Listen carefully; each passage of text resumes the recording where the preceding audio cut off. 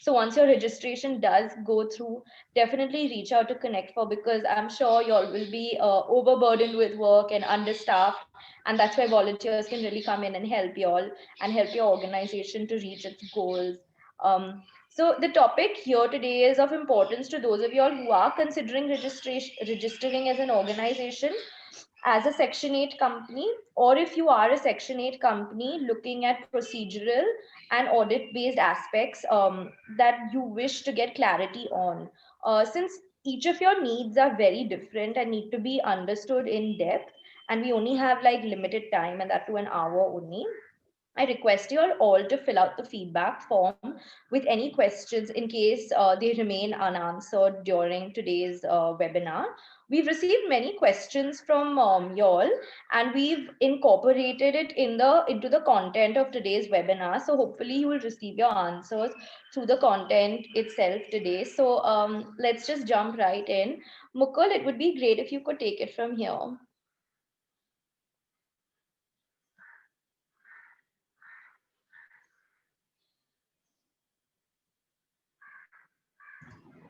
Mukul, you are on mute.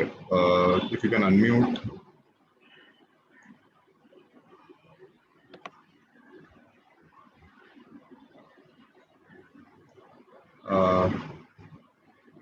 Yeah, you are on mute.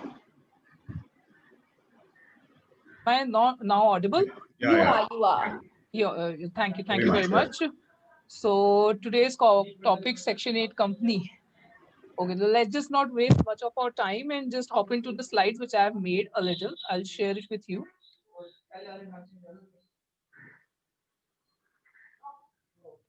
Is it visible, Aditya? Yes. Slides? Yeah, visible, yeah. So as of we all know, today's topic, Section 8 companies, prior known as Section 25 companies. And we will be covering the incorporation and the audit part about Section 8 companies. So many of you must be thinking it's a very technical thing. What is Section 8? But let me just simplify it for you. This is nothing but another name given in Companies Act to NGO. So let's start with the history of a Section 8 companies. Concept of Section 8 company is not a new company. It was there very prior. It was in 1993 in the previous Companies Act. The English Companies Act was there. It was there in that. And in Companies Act 1913, we can see the traces of Section 8 companies where we could have registered companies without the word limited and private limited. Well, in 1956, we have a Ballabh Committee which recommended Companies Act 1956. Before Companies Act 2013, the companies, they were covered in the Section 25 of Companies Act 1956.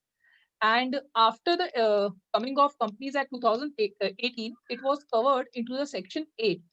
There is no difference. The section has only changed, and thus the bifurcation has become more wider of Section 8 companies as compared to Section 25 companies. Rest all things are same. So if any person comes to you and says to you Section 25 company or Section 8 companies, it means the same. In the previous Companies Act in 1956, if we look, then we find Section 25 company, and if we look into 2013 Act, then it is a Section 8 company. So carrying forward, now we have types of NPOs in India. Well, basically, if anyone in India wants to do a business, not exactly business or a business, want to do a non-profit organization in India, it is basically formed in three types of organization. Either be it registered is as a society registered under the Section 20 of Society Registration Act 1860, which is governed by the state laws, and or we register it as a trust, which is formed under Indian Trust Act. Again, this type of organizations are also governed by the state laws. And our topic for today, companies formed under Section 8 of the Companies Act 2013. So these are the three types of organizations which are formed for NPOs in India. So if you want to start your non-profit organization in India, these are the three types of structures which can be useful. Both society and trust in these type of structures are governed by the state laws. So if you are forming any society or trust, then you are only confined to the state laws, as both of them are covered into the concurrent list of the Constitution of India. But when you come under the Section 8 companies, these are governed by the central laws. So one of the advantages which we see of Section 8 company, that we have a unified law for Section 8 company. Like if you want to run a Section 8 company, then in all over India, the law remains the same. But if you register a society, like you register a multi-state society, then law changes as per requirement of the states, and in trust, the same things repeat. So that's how Section 8 companies have an extra edge advantage over any other type of organization which is formed in form of trust or a society. So I think we are clear. Now let's just give it a little brief about the difference between all of these type of organization. I have created a small spreadsheet kind of thing which would help you to differentiate between three types of organization and what type of organization is best suited as per your requirements. When we go to the trust and to the meaning, a trust is an agreement between parties where one party holds the asset for the benefit of other parties. Uh, Basically, trust kind of organization which we see, we just create an agreement for benefit of some other person. It is governed by a trust deed. So that's how trust is created. But in a society, it is not created by that. A society is a collection of persons who come together for the initiating literary, scientific, or charitable purpose. In society, we are creating it by MOA or their own AOs. In Section 8 company, a Section 8 company is a non-profit enterprise associated with commercial ventures, also established for furtherance of goals similar to a trust or society. So the goal is same, but it is a registered under Companies Act. One of the major differences which we can see, the governing act, as we have already discussed, in the trust there is Trust Act 1882, in society Societies Act 1860, and in Section 8 Companies Act is applicable. Let us come to the one of the major thing which I think is a advantage which Section 8 Companies Act as compared to trust and society. Number of members. Now, this is a very important point because whenever the people are incorporating trust, society, or Section 8 company, the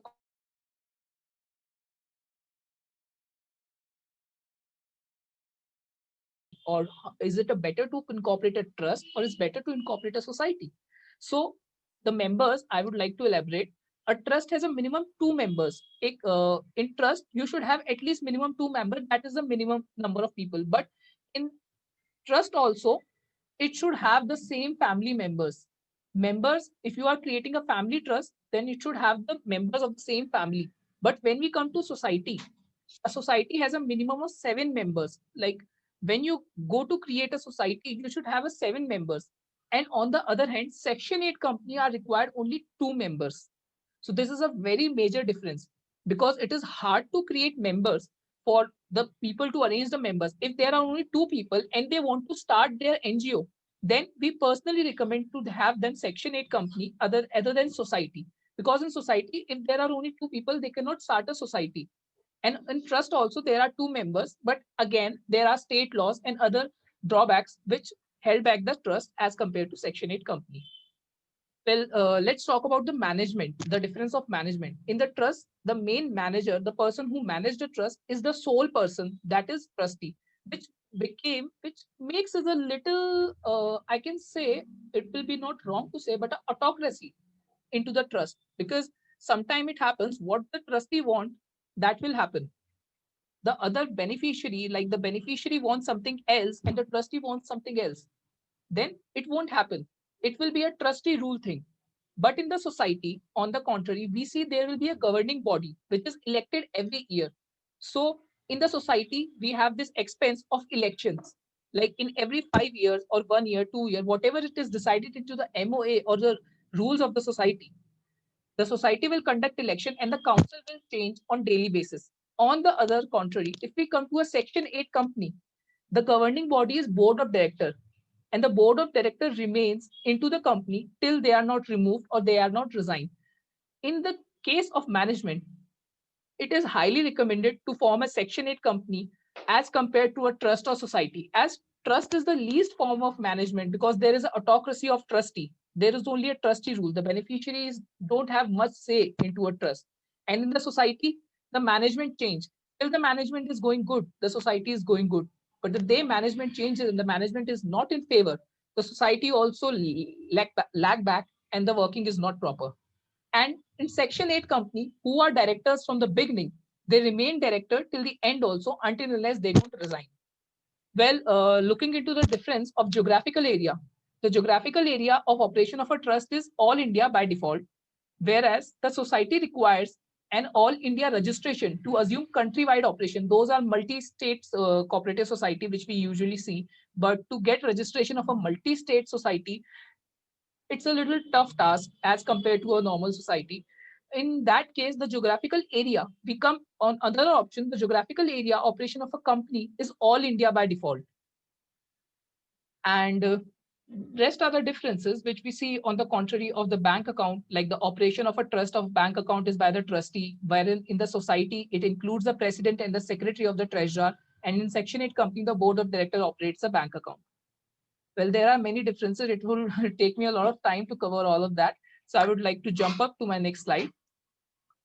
Well, let's just start with our main topic for today, that is Section 8 companies. What is actually a Section 8 company? A non-profit making company is a company which has in its object the promotion of commerce, art, science, sports, education, research, social welfare, religious, charity, protection of environment, or any such other objects, which intends to apply its profit, if any, or other income in its program, its objects, intends to prohibit the payment of any dividend to its member. Okay, I think it's got a lot of tricky, so I cut it down short for you. So basically, what is a Section 8 company? What Section 8 actually says? What's it written? It says like that only. But if we draw it down into 3 points, to be a Section 8 company, every company can become a Section 8 company. But to become a Section 8 company, it has to qualify these three kind of requirements. Like the main objective of a Section 8 company, a NPO company, should have promotion of commerce, promotion of arts, promotion of science, sports, education, research promotion, social welfare, religious charity protection, and many other like matters which are for the promotion and the welfare of the society. Well, that's the base thing of a NPO also. So that first condition is always satisfied by an NPO.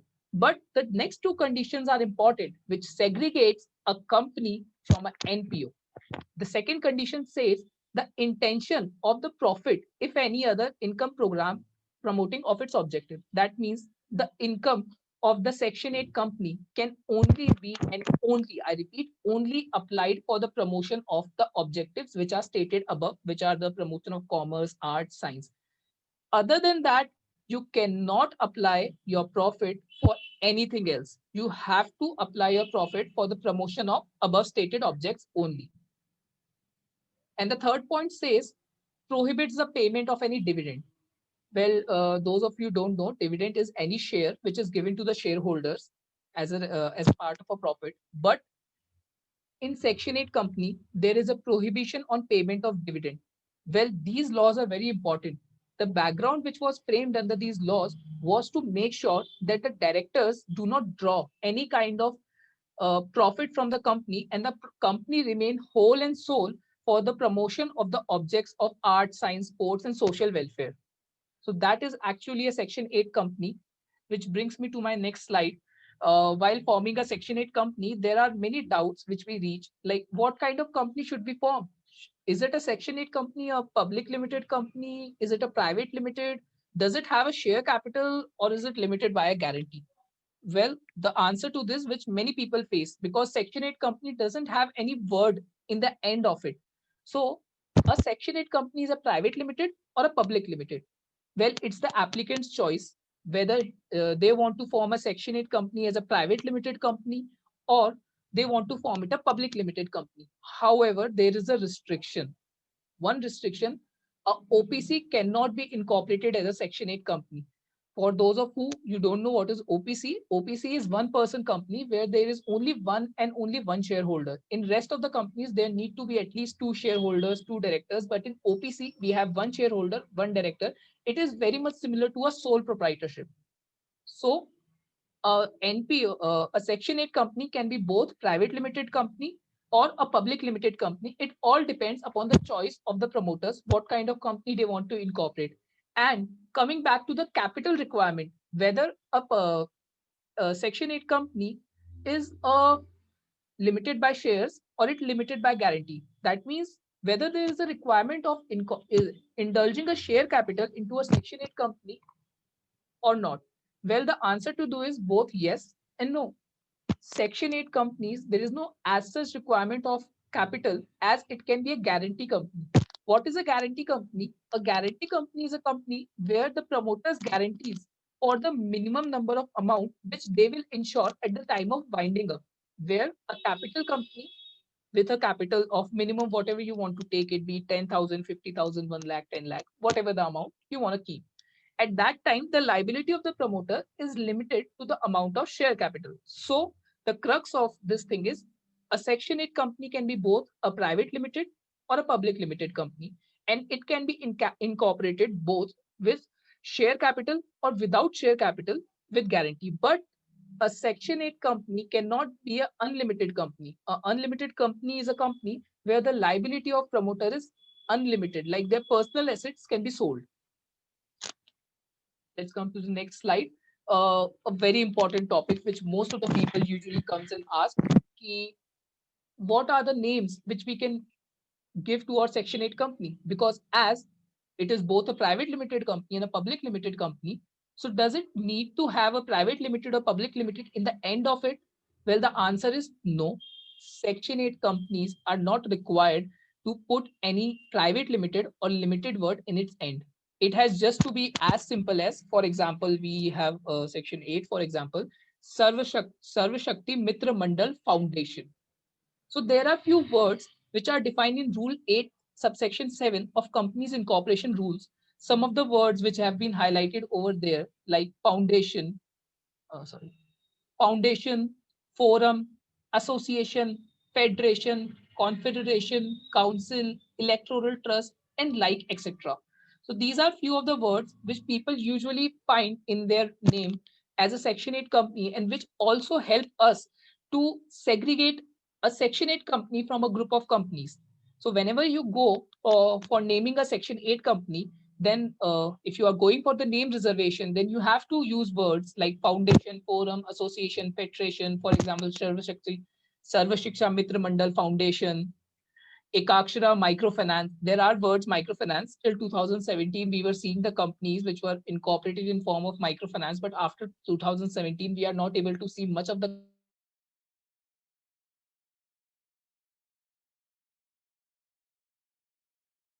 and there are many names which you can be suggested. There are few queries which I was reading. One of the query was whether a run facility is required or not while incorporating a company. Well, as per the latest amendment, now onwards, the run facility is available only for the amendment in the name of Section 8 company. If you want to incorporate a Section 8 company, then you have to go through the SPICE Part A. Other than that, you cannot apply the name of a fresh company. Only the whole company procedure is applicable by SPICE plus forms, which will be discussed in the next few coming slides. So let's just hop on to the next slide. Well, the main topic for today, the procedure for incorporation of Section 8 companies. Well, the procedure of incorporation of Section 8 company as the kind of balloon which they have created, it's a very complex process. It's very high rocket science, but I personally believe it's not a rocket science to make a Section 8 company. It is easy to make a Section 8 company. You can easily incorporate a Section 8 company. It's just you should have a good intent to do it. So to incorporate a Section 8 company, an application shall be made to the Registrar of Companies in Form INC 12, which shall be accompanied. The incorporation of Section 8 company is made under Section INC 12, which is licensed. Well, Section 8 company, the incorporation of Section 8 company is two-folded. Two-folded as if first we have to apply for the license of Section 8 company to the central government. And then once the incorporation license has been approved by the central government, then we go to the registrar of companies for incorporating our companies. So prior to incorporating Section 8 companies, we need to have the license from the central government.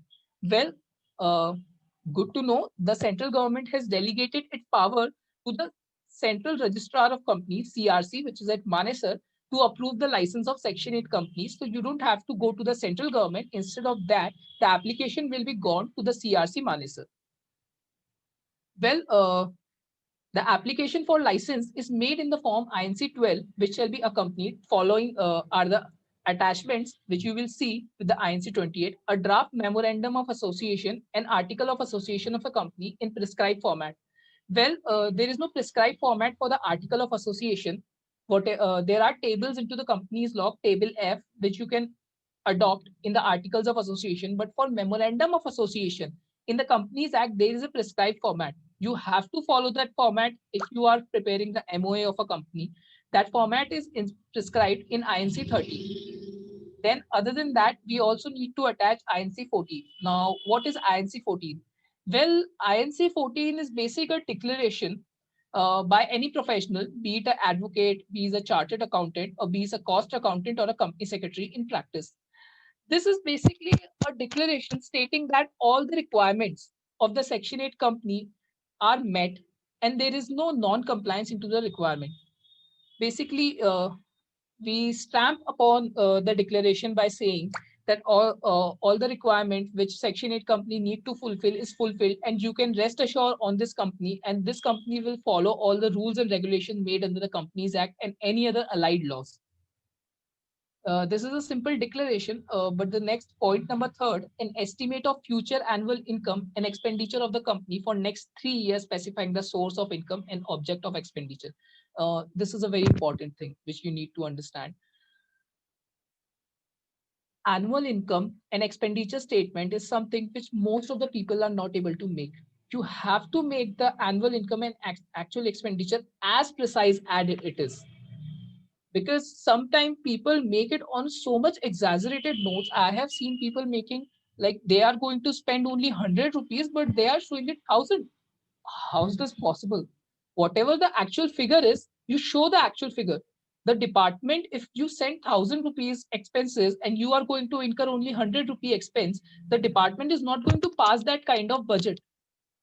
People have to understand this. People usually send a very higher amount. So I don't know why, but if you send exact and precise information, for sure income and expenditure statement will be passed by the department and no kind of clarification will be asked, because most of the clarification which we see these days will be on the income and expense statement, that how you are stating these type of income, why are these are the expenses incurred in your projection. This is basically a projected balance sheet, which you can take help of any professional, and by sitting with them, you can incorporate a company very easily. Then we have INC 15. Well, INC 15 is also not any other form which the promoters basically file, stating that all the requirements of Companies Act have been fulfilled and nothing have been left behind. And Form INC 9. Form INC 9 is also a similar kind of declaration which has to be filed. The most important thing about all these things, INC 15, INC 9, and INC 14, these all have to be taken on a stamp paper, duly notarized. And the stamp duty will be calculated as per your respective states. In whichever state you are, generally it is on a 50 rupee stamp paper. That's the process of applying for a license of a Section 8 company. But as per the recent amendments, the Spice Plus forms were introduced by MCA, and by Spice Plus form, all this incorporation process has come under a single window clearance system, under which you don't have to first apply for license and then apply for a company.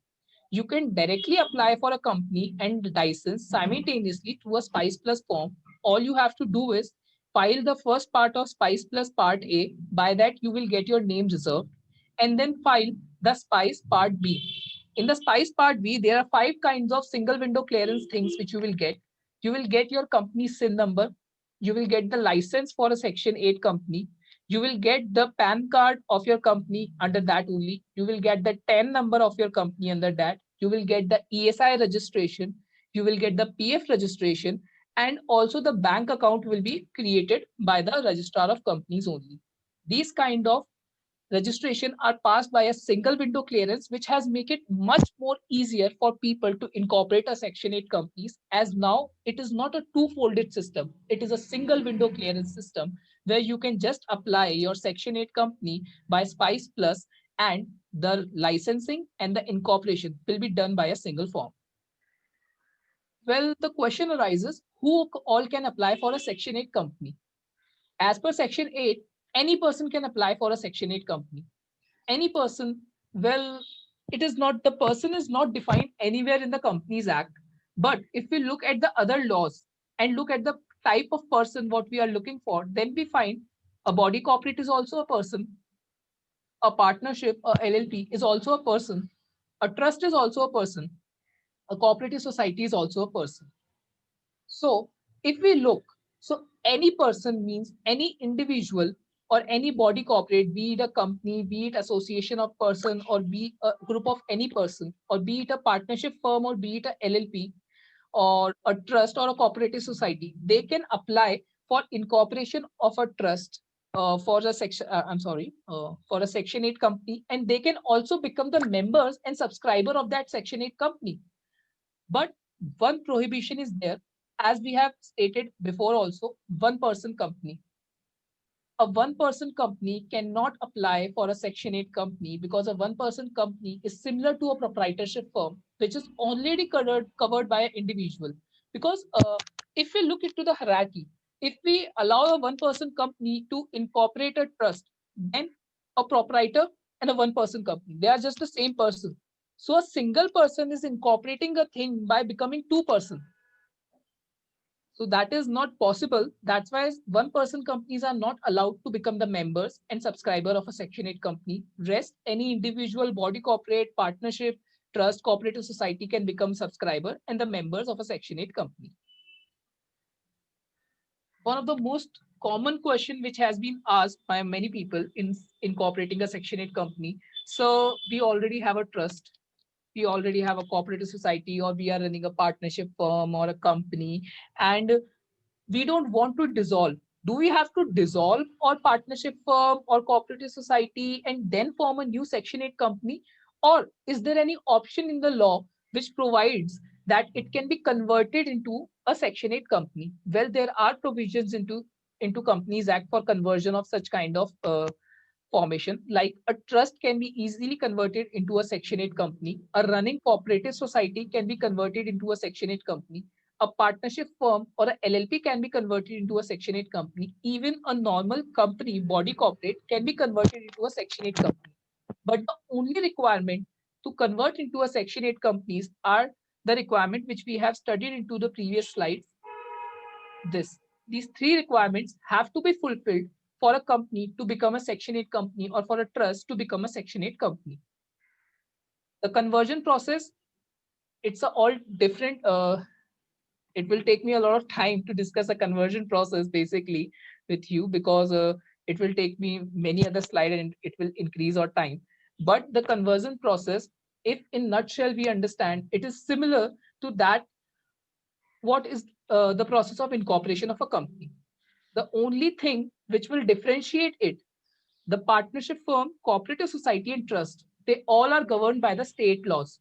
When you will get into a Section 8 company, then you will be governed by the central laws.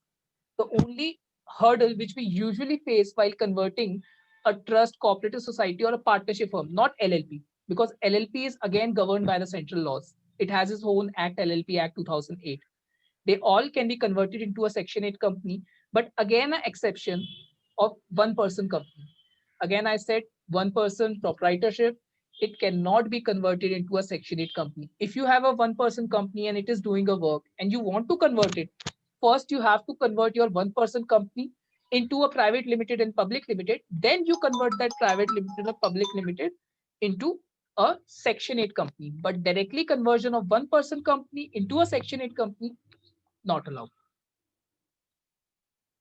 See, one of the major questions which many people ask is about foreign contribution, foreign companies. Can a foreign company register a Section 8 company in India?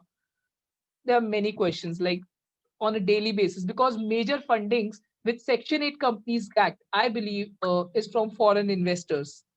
And the foreign corpus is very much which India and the Section 8 companies in India and the trust and society are receiving. So the question arises whether a foreign company can be registered as a Section 8 company in India. The answer is probably no and yes, both for you. Well, as Section 2, subsection 42 of Companies Act, we have to study the definition of a foreign company. It's what exactly a foreign company is.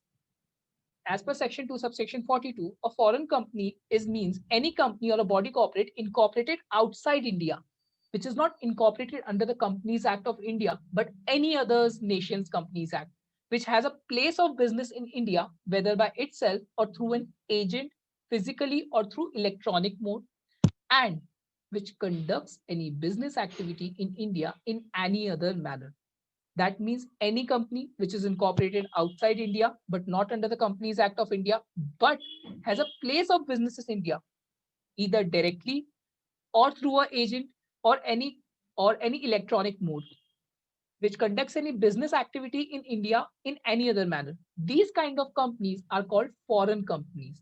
Now, since the company or a body corporate incorporated outside India for doing not for profit activities, which has opened a branch or a licensing office in India, can fall in definition of a foreign company. So now, if we understand, if any foreign company is incorporated outside India, but that is incorporated with the objective of a NPO, cannot fall in the definition of a foreign company as a business activity is missing. So basically, what we were doing, conducts any business activity. So has opened a branch or license office in India cannot fall in the definition of a foreign company as a business activity is missing. So the business activity is missing. So now the foreign company, which has operations of an NPO, are not considered as a foreign company. Therefore, such companies cannot be termed as a foreign companies. Those companies are not foreign companies. However, subject to the compliance of FEMA regulation, it can open branch or license office. If we break down this has become very much technical for you guys. Foreign company is any company which has incorporated outside India, which has business through any physical agent in India or conducts any business activity. But if a foreign company is conducting any activity which is not business, but it is for social welfare, then how come that company becomes a foreign company? So if it is not a foreign company, then it is not allowed to be registered as a foreign company in India of NPO, but it is allowed to open a branch and license office in India. But for such companies, if they want to do social welfare into the India, then how is it possible? Such non-for-profit companies or body corporated incorporated outside India can promote and register a Section 8 company in India as a distinct entity. That means if any foreign non-profit organization wants to open a Section 8 wants to do social welfare into India, then they can enroute India by distinctly open a different Section 8 company into India, and other than not registering themselves as a foreign company. So that is how a foreign companies of NPOs enter into India. I think this is clear. Well, again, a big question, contribution from overseas or non-resident. As discussed before, the contribution which we receive from foreign investors is very much into India.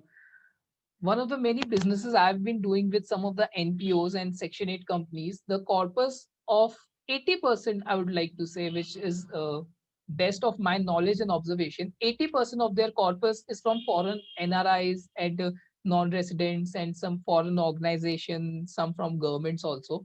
So as we can see, there are special requirements to be complied under Foreign Contribution Regulation Act before a Section 8 company can receive a contribution or donation from overseas, outside India, from a non-resident. The provision of said act are not additional to the provision of under Companies Act.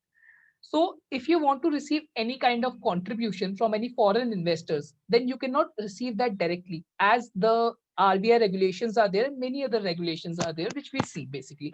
So there are only two ways by which you can receive foreign contributions into your Section 8 companies. Those two ways for foreign contribution are either you take a FCRA registration or you take a prior permission route. Now the question arises, what is a FCRA registration and what is a prior permission route? Well, any kind of money which is received by a Section 8 company by any foreign investor or from any non-resident, it has to be received into a foreign contribution account. You cannot receive into your personal account or the personal account of the Section 8 company. It is not allowed. It is really not allowed. That is the biggest myth which people have, and people usually, I don't know what to say, maybe it will be wrong or right, I don't know to use the word blunder, but they receive the amount into their personal accounts. This is not allowed. Into the personal account of the Section 8 company, you are receiving a foreign investment. How is that possible? So one thing to make sure, if you want to receive any kind of foreign money, then you have to either take a FCRA registration or you have to go through a prior route. Now, the question arises, what is a FCRA registration and what is a prior route registration? Well, before starting with FCRA registration and prior route registration, let me clarify, let me highlight one thing. To get a FCRA registration, there is a requirement that must have spent a minimum 10 lakh in the last 3 years toward achieving its objective. That means to take a FCRA registration, a Section 8 company has to be a 3-year-old Section 8 company. Question arises, if it's a 3-year Section 8 old companies will receive the foreign contribution, so that becomes a monopoly of 3 years old Section 8 company, and that really hinders the right of newly incorporated Section 8 company to receive any kind of foreign contribution. How will the newly, if any investor wants to make investment in you to a newly incorporated Section 8 company, then he is not allowed. Well, constitutionally also it is not correct. For these kind of companies who are less older than 3 years, there is a prior route. That route is called prior permission route, which we will study into the later slide. Let's now first discuss what is FCRA, for foreign contribution. How can we receive foreign contribution?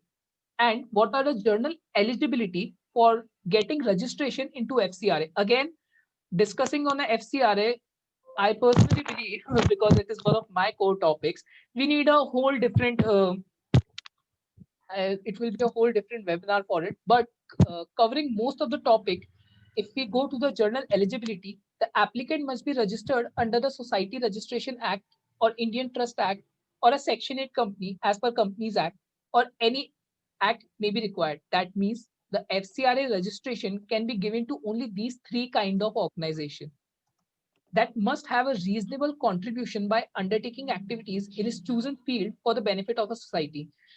Well, reasonable contribution in journal parlance, we believe, is of 3 years. In last 3 years, what the company or what the trust and what the society have done towards the welfare and for achievements of its social objectives. So for that, we make a special presentation and files are made while applying for FCRA registration. So it should show a reasonable contribution which it has made, and it should be a reasonable contribution which should look from your file. It must have spent a minimum rupees 10 lakh in the last 3 years toward achieving its objective. Well, this is the minimum requirement which a trust, society, or Section 8 company should have spent. That is 10 lakh rupees. If you have not spent 10 lakh rupees, then an explanation should be given why the license should be given, even if you have not spent 10 lakh. We have seen cases where FCRA license has been granted, even rupees 10 lakh was not given because they were having justified explanations and their contribution towards the society was so good that everything was viable. Then must submit a copy of financial statement of last 3 years that are duly audited and qualified by a chartered accountant. So whatever your expenditure and income statements you are showing in FCRA registration, that should be audited and should be duly stamped and attested by a chartered accountant. He only verifies that what exactly it is. So these are the few general eligibility criteria for FCRA registration. Now coming down to the prior permission route. As we have discussed, the prior permission route is for those kind of Section 8 companies, trust and society, those who are less than 3-year-old or those who have not spent 10 lakh rupees. Well, for them, the prior permission route exists. The prior permission route is ideally suited for those organizations which are newly registered and would like to receive foreign contribution. This is granted for a receipt of a specific amount. Now, the prior permission route, the important and the differentiating thing between the prior permission and FCRA registration is that this is granted for receipt of a specific amount from a specific donor for carrying out a specific activities or project. Now, in FCRA, you specify your object, and whenever a donor is giving, you specify it that for this we have received donation, but you can receive donation directly. But in prior permission route, you have to specify like who is giving the donation, by what sources we are getting the donation, and for what purpose we will apply the donation. Then only the Ministry of Home Affairs will grant you the prior permission route objective. The application is made to the Ministry of Home Affairs. Be registered under the societies of the associations must. What are the journal eligibility criteria to apply for prior permission route? That the organization applying should be registered under a Societies Act, Trust Act, or a Section 8 company as per Companies Act, or any other such act as may be required. Means any other act which come into the ambit of this, they can also apply for a prior permission route. They should submit a specific commitment letter, from the donor of the ministry, from the donor to the Ministry of Home Affairs, which indicate the amount of contribution given, the purpose for which it is proposed to be given. Now, this is a very important document. Commitment letter. A commitment letter is just like a commitment from the donor. Like the amount of contribution will be given, so that is a commitment. That amount of contribution will be given. The purpose for which it has to be given, that is also a commitment. For this purpose, this amount is given. And for this purpose, this amount is given, it will be applied for this purpose only. So that is a very major document. While taking a prior permission route, I personally recommend that the commitment letter should be very strong, because the whole permission depends upon the commitment letter. It shows actually how committed you are towards receiving donation and how well you will work for that. Well, coming to the next viewpoint. Now, there are, I would not say, some transactions which are done on bogus basis. So where an Indian recipient or an organization, foreign donor, organization have common members, the following conditions need to be met. A chief functionary of the Indian organization cannot be a part of the donor organization. At least 51% of the members of the office bearer or the governing body of the Indian recipient organization should not be employees, members, and foreign donor of the organization.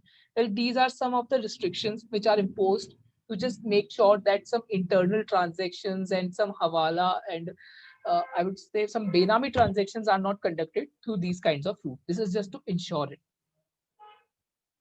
Now we have a very important thing, corporate social responsibility. Is any contribution made to a Section 8 company is covered under corporate social responsibility or not? Well, the answer is yes. A company, but a board of company may decide to undertake its CSR activity approved by the CSR committee through a company established under Section 8 of the Act, or registered trust or society established by a company.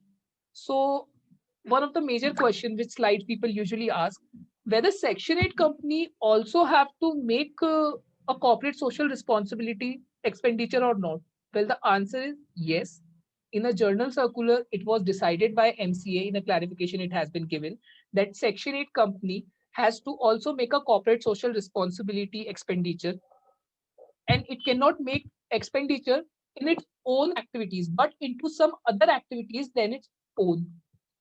And also, if a Section 8 company wants to receive any kind of CSR money, then it has to be a 3-year-old money if it is not established by the board through its own companies. So we are just end for the slides of incorporation and audit. I would like to have Aditya receive from here. Aditya. Thanks, Mukul. That was really very, very informative, and I'm sure all the participants had a lot to understand. Too technical, and without wasting any further minute, we are just left around 10 minutes now. I'll quickly move on to the next part, that is audit and tax considerations. So, which are one of the domain areas, and I'll share my screen as well.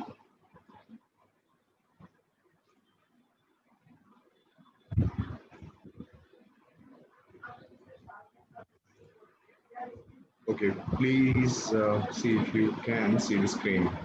We can see it, Aditya. Okay, great. Okay. Right. So yeah, let us begin. Statutory audit. So what is the meaning of audit, or what is rather a statutory audit?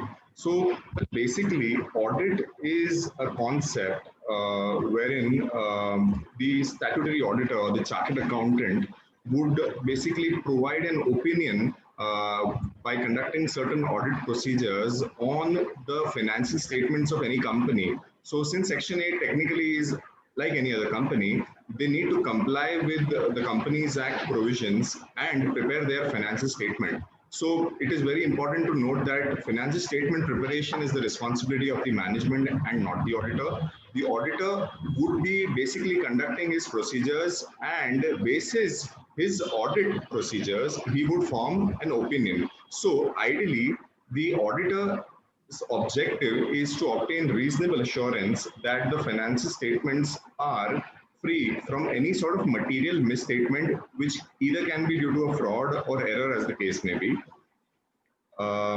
And the auditor would obviously want to ensure that the financial statement of the company is in accordance with the provisions of Companies Act. That is, it is as per the Schedule 3, and all sorts of accounting standards have been fruitfully complied with. The auditor also takes into account certain auditing standards which are prescribed by the Institute of Chartered Accountant while conducting his audit. And it is very, very important to note that an audit is more like an assurance, and it cannot be absolute. It can only be on a high level basis, because there are certain inherent limitations while conducting a particular audit. And therefore it becomes all the more important to understand that the auditor is there's a proverb, there's a saying that the auditor is a watchdog and not a bloodhound. So he would set up certain materiality limits while performing his audit procedures in accordance with auditing standards, to basically collect sufficient appropriate audit evidences to form his, or to rather express his opinion. So it is very, very important to understand that the auditor is independent, and his function is basically to ascertain whether there are any sort of material misstatement in the financial statements. And also the auditor would consider internal financial controls which are relevant to the company while preparing their financial statement, so as to give a true and fair view. Now, what is this concept of true and fair view? True and fair view basically means that the auditor, while conducting his procedures, has basically observed that he has obtained sufficient evidences, and the accounting policies and disclosure requirement as per the Companies Act have been fruitfully complied with. So basically, it is like an assurance on the overall effectiveness of the internal financial controls, and various sort of director assertions which he would be receiving throughout his period of conducting audit. Now, very quickly, moving on to a very important term in our professional understanding, that is called as professional skepticism. So an audit basically involves a lot of judgments which the auditor would be making. He would be interacting with the finance department, with the accounting team, to identify what sort of accounting policies have been utilized. So as Mukul just highlighted about FCRA, so there are various such examples. But for me to just talk about one of them, it is certainly that FCRA compliance for any Section 8 company is a very critical audit area. So any auditor or any chartered accountant would definitely spend a lot of time evaluating that thing, because his judgment is such that he, basis his knowledge and experience, he would surely say that, okay, this particular field or this particular area becomes very, very critical. And therefore, audit professional skepticism and judgment and training would all be very much relevant while conducting and forming an opinion. And there are certain inherent limitations that, despite of conducting or despite of having all the financial controls, some material misstatements might not be identified. So these are like the inherent limitations, as we generally call it. And for example, the internal controls are not effective, and they are not able to really identify such loopholes, or there might be some fraud or collusion from the director or board, and therefore it may be impossible to identify even if the controls are in place. So auditor, in a very broad sense, the auditor needs to consider all of these aspects while forming a particular opinion. So this is what I have highlighted in my slide, that the inherent risk, control risk, and the detection risk, as we generally call it. Now there is a little bit of difference between a statutory audit of a trust and vis-a-vis that of a Section 8 company. Because for Section 8 company, since it is governed by the Companies Act 2013, we need to comply with the provisions and the accounting policies, accounting standards, etc., that has been prescribed in the Companies Act. Whereas for any other trust or a society, we need to really go ahead with the trust law. That is, for example, the Bombay Trust Act or any of the registration charter. There is another requirement which is called as CARO, and it has been expressly excluded, and the auditor is not required to report regarding CARO. Let me move on ahead quickly. Now, there is something called as reporting on internal financial controls. Friends, internal financial controls are very critical areas which needs to be in place so that the auditor can basically form an opinion that okay, financial controls are in place and there cannot be any sort of material misstatement. So the scope of internal financial controls is prescribed under section 143.3 clause 1 of the Companies Act 2013. Now, CARO is a little restrictive, when you compare it with internal financial control, it's basically spread across a larger, wider area as compared to CARO. Now, in case of any private company, which is a one-person company or a small company, there are certain exceptions. Not every auditor report would have a report on internal financial controls. If these conditions, the three exceptions that I have written here, are satisfied, then the auditor might not really have to comment on the internal financial controls as well. So those are basically in case of a OPC or a small company or a company who is having a turnover of 50 crore or 50 crore or less as per the latest audited financial statement. Aggregate borrowing at any point of time is lower than 25 crore, etc. So this is one of the very a sort of a flow chart which I have pulled out, and this basically explains. Aditya, sorry to interrupt. Can you please zoom in or use the present mode? Sure. It's not very visible.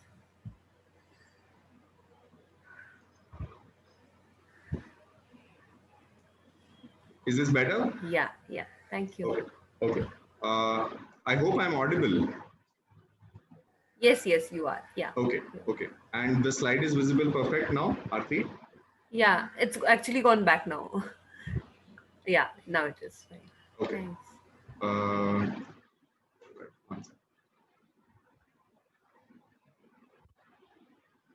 Yeah. So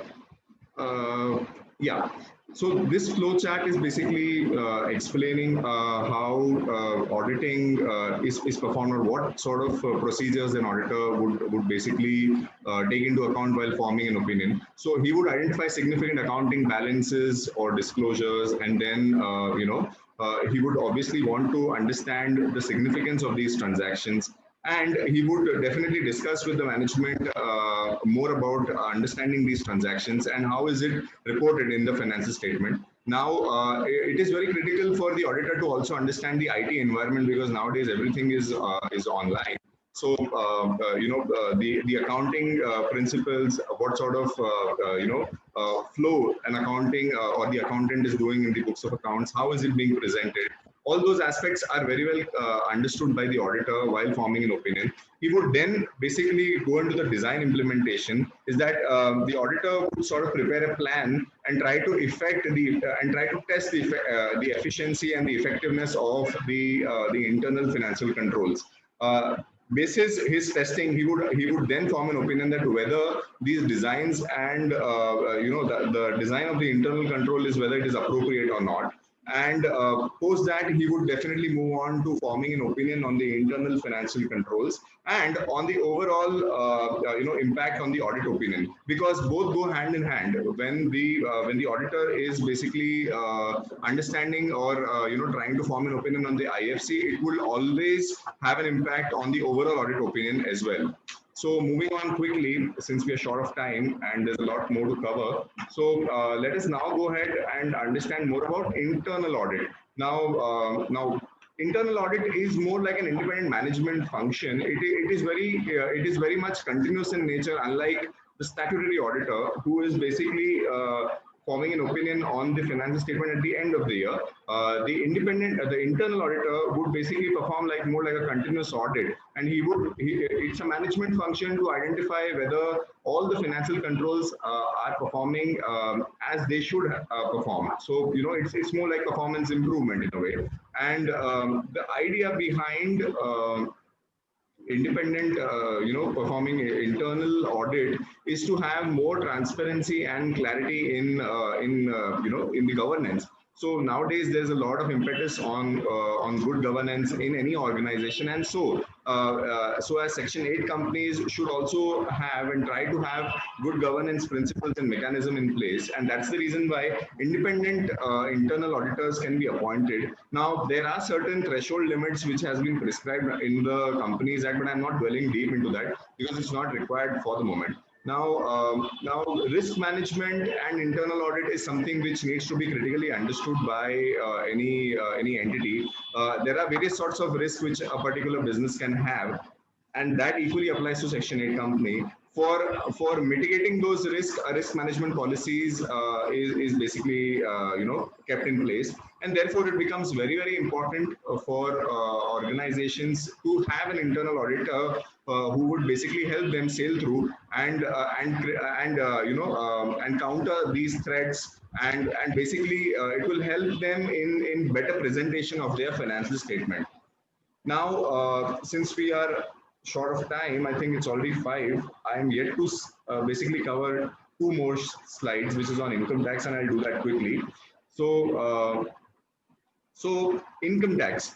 Now, income tax. While Mukul was speaking about MCA, he talked about one point that even for FCRA, one of the requirement is they would obviously want to know whether you are exempted by the Income Tax Act or not. So broadly, the concepts which apply to a Section 8 company or to a NGO or a society, trust, etc., is that they need to take registration, and that is an exemption under Section 12AA.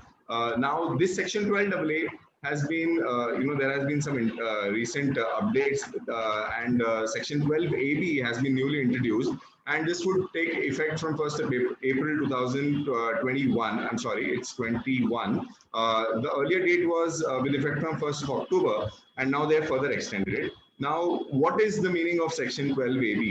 Section 12AB basically means that all the existing NGOs or trusts or societies who were having 12AA registration or ATG registration need to go for a fresh application and basically re-register themselves under 12AB with effect from 1st of April 2021.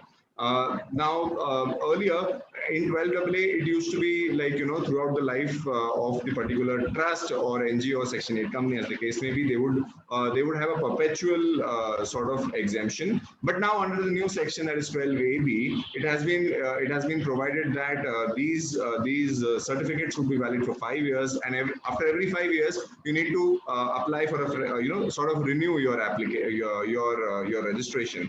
And certain more concepts such as statement of donations to be submitted by the NGO, trust, Section 8 company, as the case may be. There is a slight change in the application process, but again, it remains a gray area because it has not yet been clarified. And the timelines, of course, have undergone a slight change, which I have tried to cover in this slide. Now, what are the timelines for applying? The application for any trust which is already registered under 12A or 12AA would be within 3 months from 1st of April 2021. And they would be basically given final registration. So for any of the participants who are now with us in this webinar and who already have 12A or 12AA registration, it would be very much advisable that they go ahead and apply for 12AB registration within this prescribed time limit. Else they might lose their registration status.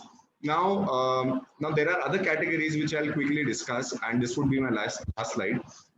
Any sort of trust which is registered under 12AB would, that means the new section would have to reapply or renew its application within 6 months prior to the expiry of 5 years. So this is for the ones who would be registered. So for example, if your trust is granted 12AB registration after 5 years, that is in 2025, you need to basically renew it at least 6 months prior to the expiry of 5 years. there is a new concept called as provisional registration, which has been introduced. So what does provisional registration means? That is in the residual category. For example, if any new trust is wanting to apply post 1st of April 2021, they would be categorized as a residual category, and they would be given provisional registration within within 1 month, and this provisional registration would be for a period of 3 years. Now, this concept of provisional registration was not there in 12AA. 12AB introduced this concept for the first very time in Income Tax Act. Now, provisional registration needs to be then converted into final registration within 6 months prior to the expiry of 3 years, or 6 months of commencement of activity, whichever is earlier. So this is a critical concept, and it would be fair enough to have some more clarity from the Income Tax Department as to the functioning and mechanism of this particular provisional registration concept. There are certain conditions which has been prescribed due to which the registration can become inoperative. For example, the trust has failed to comply with the provisions of the Income Tax Act, and the income tax exemption officer has basically made the registration inoperative. In that case, the application has to be filed within 6 months prior to the commencement of the assessment year from which the registration is to be made operative. And also, one very crucial condition is a lot many times the trusts keep on changing their objectives. Section 8 companies also can amend their object laws. And once you have amended, you need to basically, it becomes a modification, and within 30 days, you need to intimate the Income Tax Department by filing another re-registration. This similar timelines has been given for 80G. So I need to basically conclude because we are 5 minutes ahead the time. So I think that would be all from our side, because as Krutika had mentioned while starting, this is a very broad concept, and to understand it in a matter of 1 hour is practically impossible. Every case needs to be understood and evaluated, and I can see a lot of many questions which in the chat box. So we would try to basically get back to all the participants on these questions, and I think that's all from our side, Krutika and Aarti. And like if there's anything you would want us to sort of cover, because as I said, it's very difficult to cover everything in a matter of an hour. No, thank you so much, Aditya and Mukul. I think you all have taken a very complex subject and broken it down into a very comprehensive and concise manner. It's the best you can do in 1 hour. And I know that you have busy schedules. You all have several webinars to speak at, and then you all have your own law firm work to get on with. Exactly. So, like you mentioned, we'd be happy to share these questions with you over email and get back to participants with the answers. Sure. If anyone else does have any questions and it's not shared in the chat box, just feel free to put it in the feedback form, because we'll be sharing those questions with Aditya and Mukul as well. And they're very, very obliging, and they're full of insights. So we'll definitely get back to you with the Sure. relevant answers. Sure. Some of the questions I can take right away. That is Section 12AB same for trusts and societies? Very much yes. Can you explain what happens if revenue exceeds 20% of the total income? Now that's a certain clause which is given in the Income Tax Act. If it exceeds 20%, then basically it can impact your registration. So that needs to be evaluated more on the facts of the particular case. And please use the present mode. Okay. Fair enough. I think we should stop, because we'll have to look into each of the questions and get back to each of the participants. So thank you, Krutika, and thank you all the participants. Thank you so much. Thank you so much. Thank you, Mukul and Aditya. And thank you to all our participants for joining in. We look forward to seeing you next year. I don't think we're going to meet again until next year. So I hope you all have a great new year and a Merry Christmas to each one of you. And stay safe. Thank you. Thank you. Thank you.